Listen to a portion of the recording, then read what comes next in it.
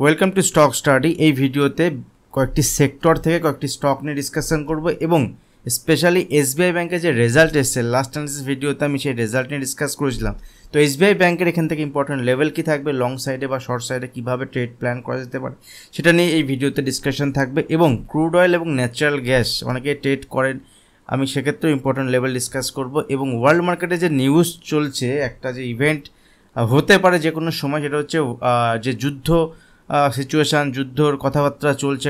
একটা বিষয় আপনাদের সঙ্গে প্রথমে শেয়ার করি, নিফটি ব্যাংক নিফটি যদি আমরা দেখি, মার্কেটের ওভারঅল যদি আমরা মার্কেটকে দেখি এবং যদি দেখুন মিড ক্যাপ ইন্ডেক্সের একটু ফল হয়েছে এবং ওভারঅল যদি আমরা এখানে নিফটিকে দেখি বা ব্যাংক নিফটিকে দেখি সেরকম কিচ্ছু ফল হয়নি এবং নিফটি একদম টপে।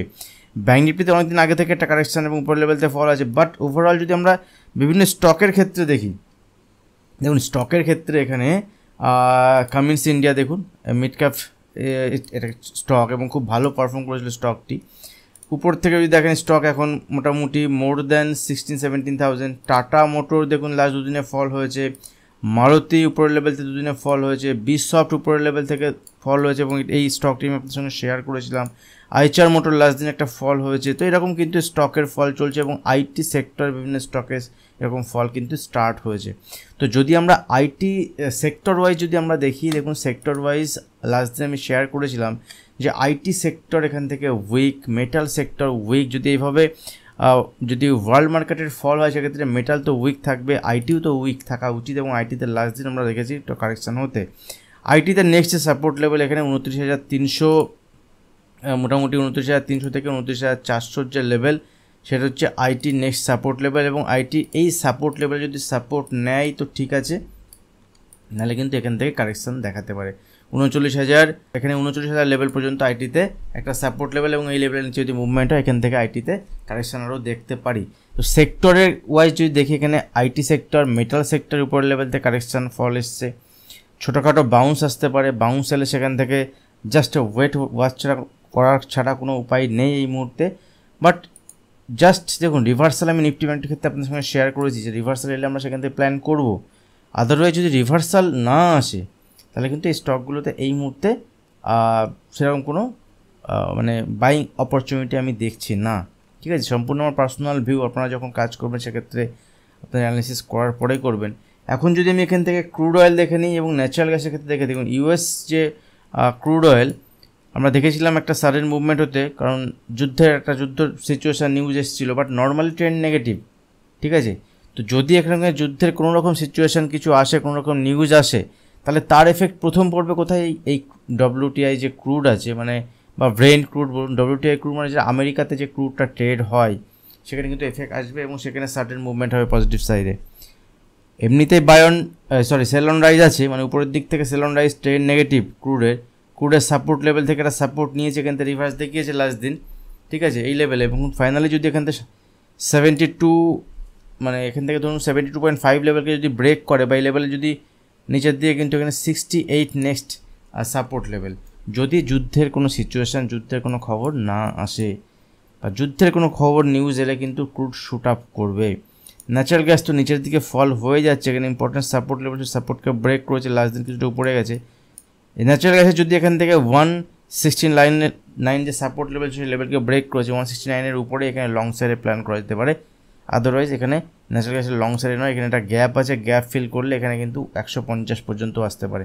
লং সাইডে প্ল্যান করতে গেলে আমাদের 169-এর উপরেই ন্যাচারাল গ্যাসের লং সাইডে প্ল্যান করা যেতে পারে। দেখুন এখান থেকে যদি আমি বাকি গোল্ডের ক্ষেত্রে দেখি, গোল্ড এখন আমাদের যদি দেখি 69,780 এবং 69,000 এখানে যেখানে গোল্ড ক্লোজ হয়েছে এখান থেকে গোল্ডের ফল হলেও এখানে গোল্ডে কিন্তু যদি এরকম সিচুয়েশান আসে, ওয়ার্ল্ড মার্কেট যদি আনসার্টেনিটির মধ্যে থাকে বা যে কথা চলছে, লাস্ট অ্যানালিসিস ভিডিওতে আমি ডিটেলস ডিসকাস করেছি, এটা জাস্ট একটা পার্ট ভিডিও। তো যদি এরকম আনসার্টেনিটি রিসেশন যদি আসে বাজারে, সেক্ষেত্রে কিন্তু বাজারের গোল্ড শুট আপ করবে। আবার গোল্ডের এখানে আমরা একটা ফল দেখেছিলাম, কারণ গোল্ডের যে ইম্পোর্ট ডিউটি সেখানে কিছু কম হয়েছিল, তার জন্য কারেকশন এসেছিলো, বাট গোল্ড কিন্তু আনসার্টেনিটি আসলেই বাজারে গোল্ড শুট আপ করে। ঠিক আছে, এখন চলে আসি এসবিআই যে রেজাল্ট, এসবিআইয়ের ক্ষেত্রে যে রেজাল্ট যদি আমরা দেখি, দেখুন এসবিআই রেজাল্ট তো খুব ভালো হয়নি, বাট বাজারে ওটাকে কীভাবে হবে সেটা একটা ব্যাপার। লাস্ট দুদিন ধরে এসবিআইকে ফল এসছে, কারণ বাজারে আমরা দেখেছি রেজাল্ট খারাপ হোক ভালো হোক, টাকা যেহেতু আছে স্টক কেনা নেওয়া যাবে এবং মিউচুয়াল ফান্ড বা যে কোনো যেসব আপনার ইনস্টিটিউশন আছে তাদের থেকে কিন্তু বাইং হচ্ছে এবং রিটেল ট্রেডারও লোয়ার লেভেলে এলে বাই অন ডিপ করছে। বাট লেটস সে কী হয় এখানে। যদি আমরা দেখি ট্রেন্ড লাইন যদি আমি একটা ড্র করে নিই এখান থেকে, দেখুন এখান থেকে কিন্তু একটা ট্রেন্ড লাইনের আপনি বলতে পারেন ট্রেন্ড লাইন সাপোর্ট ব্রেক করেছে এবং তার নিচে ক্লোজ দিয়েছে, ঠিক আছে, ছোটো ট্রেন্ড লাইন। বাট এর পর নিচে যদি আমরা দেখি বিগার টাইম ফ্রেমে, তাহলে এই লেভেল যদি ব্রেক করে এখান থেকে 840 যদি লেভেল ব্রেক করে, নেক্সট সাপোর্ট লেভেল 840, তাহলে স্টকের নেক্সট টার্গেট হবে 825 এবং তার নিচে 800 পর্যন্ত টার্গেট আমরা দেখতে পারি, ঠিক আছে, যদি নিচের দিকে ফল হয়। যদি এখানে নিচের দিকে 840 লেভেলকে ব্রেক করে, 840 এখন আমার সাপোর্ট লেভেল, ক্লিয়ার। যদি উপরের দিকে মুভমেন্ট দেখায়, কারণ রেজাল্টের পর আমি বারবার বলছি রেজাল্টের পরে কেমন মুভমেন্ট হবে এটা কিন্তু বলা মুশকিল, কারণ লাস্ট দিন এফআইআই মার্কেটে যেখানে সেল করেছে 3000 কোটি টাকা, ডিআই 3000 কোটি টাকা বাই করে নিয়েছে। তো বাজারে যদি লেভেল টু লেভেল আমি কাজ করি সেক্ষেত্রে এখান থেকে 860-এর উপরে যদি মুভমেন্ট হয়, আমি লং সাইডে ইন্টারেস্টেড নই, বাট উপরের দিকে মুভমেন্ট দেখাতে পারে। কিন্তু যদি এখানে সেল সাইডে দেখি 840-এর নিচে মুভমেন্ট হচ্ছে, সেক্ষেত্রে নিচের দিকে 825, 820 এবং ফাইনাল নিচের দিকে 800 পর্যন্ত টার্গেট কিন্তু এসবিআই ব্যাংক ওপেন হবে, ঠিক আছে। সেভাবে প্ল্যান করা যেতে পারে, কোনো বাইং সেলিং রিকমেন্ডেশন নয়, analysis purpose, learning purpose share করি, কারণ আপনার টাকা, আপনার রিস্ক, আপনার প্রফিট সব কিছুই আপনার। আমি জাস্ট একটা অ্যানালিসিস শেয়ার করি, আপনি যখন ট্রেড প্ল্যান করবেন সেক্ষেত্রে নিজের অ্যানালিসিস নিজে করার পরেই করতে পারেন। স্টকের যেটা বলেছি, দেখুন ইন্ডেক্স একই জায়গায় থাকবে, ইন্ডেক্স হয়তো বা বেশি মুভমেন্ট হবে না, কিন্তু স্টকের কিন্তু ডিস্ট্রাকশন শুরু হয়ে গেছে, স্টকের ডিস্ট্রাকশন থাকবে, মানে এইভাবে ক্ষতি হবে। দেখুন প্রত্যেক স্টক যদি দেখেন, জিএসডব্লিউ 960 থেকে এখানে 896, মানে 900% যদি দেখেন 6-7% মুভমেন্ট নিচের দিকে দিয়ে দিয়েছে। এরকম কিন্তু বিভিন্ন স্টকের ডিস্ট্রাকশন চলছে। নেক্সট দিনের জন্য কোন স্টক আসবে সেই স্টক কিন্তু আমি ইন্টার বেসিসে ডিসকাশন করতে থাকি। এবং লাস্ট দিন যেমন আমি একটা স্টক শেয়ার করেছিলাম পিআই ইন্ডাস্ট্রি, ঠিক আছে। পিআই ইন্ডাস্ট্রিতে আমি নিজের সেল সাইডে আমি কি করছি সেগুলো আমি ওখানে ডিসকাশন করি। তো সেল সাইডে আমি পজিশান নিয়েছিলাম পিআই ইন্ডাস্ট্রিতে এবং এখান থেকে পিআই ইন্ডাস্ট্রিতে খুব ভালো নিচের দিকে মুভমেন্ট হয়েছে এবং যদি আপনি ইন্টারডে চার্ট দেখেন একদম ডে লোর কাছাকাছি গিয়ে ক্লোজ দিয়েছে, ঠিক আছে। এই পিআই ইন্ডাস্ট্রি কিন্তু আমাদের এই লেভেলে 4350 এই লেভেলের কাছেই পিআই ইন্ডাস্ট্রি আমি সেল সাইডে পজিশন নিই এবং সেখানে যদি দেখি 100 পয়েন্টের ইন্টারডে ফল আমরা লাস্ট দিন পেয়েছি এখানে, ঠিক আছে। তো এরকম ইন্টারডেতে যখন ট্রেড আসে, ইন্টারডে যখন ট্রেড সেট আপ আমি দেখি, সেক্ষেত্রে আমি প্রিমিয়াম গ্রুপে ডিসকাশন করতে থাকি। আপনারা ওখানে জয়েন হতে পারেন, সম্পূর্ণ ফ্রি। ভিডিও নিচে ডিসক্রিপশন বক্সে আপস্টক্স অ্যালাইস ব্লুর অ্যাকাউন্ট ওপেনিং লিঙ্ক থাকবে বা public Telegram channel link share করা থাকবে, ওখান থেকে অ্যাকাউন্ট ওপেন করে যদি আপনি অপশনে ট্রেড করেন, ঠিক আছে, সেক্ষেত্রে আপনার প্রিমিয়াম গ্রুপ আপনার জন্য ফ্রি থাকবে। এছাড়াও একটা ছোটো premium, that means as a tuition fees হিসাবে আপনি ওখানে জয়েন করতে পারেন। বিভিন্ন ডিসকাশন আমি ওখানে করতে থাকি, বাট কোনো টিপস বা কোনো টিপস ভেবে এখানে আসবেন না, কারণ যারা মার্কেটে কাজ করছেন 3 মাস 6 মাস তারাই ওখানে আসবেন, একদম নতুনদের জন্য নয়, ঠিক আছে। যারা মার্কেট বোঝেন মোটামুটি তাদের জন্যই। আর একটা বিষয় শেয়ার করি, যে স্টকগুলো এখন ভালো বেড়েছে লাস্ট কদিন ধরে, 1 বছর 1.5 বছর ধরে খারাপ মুভমেন্ট হয়েছে, সেই স্টকগুলোর দিকে নজর রাখুন, আপনি সেল সাইডে প্ল্যান পাবেন। দেখুন ওএফএসএস, ঠিক আছে, ওরাকেল ফাইন্যান্সিয়াল সার্ভিসেস, আমি 1 ডে চার্ট দেখাচ্ছি, আপনাদের সঙ্গে শেয়ার করেছিলাম কোন লেভেলে, এখান থেকে 7880 এই লেভেল থেকে 7800, সেখান থেকে স্টক গেছে কতটা, 11400। প্রফিট বুক করতে হবে, প্রফিট বুক না করলে, প্রফিট দেখলে কিন্তু আপনার নয়। এখান থেকে স্টকের স্ট্রাকচার খারাপ হয়েছে, ফাইনালি স্টকের এখান থেকে যদি নিচের দিকে আসে আগামী দিনে আবার বাইং অপরচুনিটি হবে।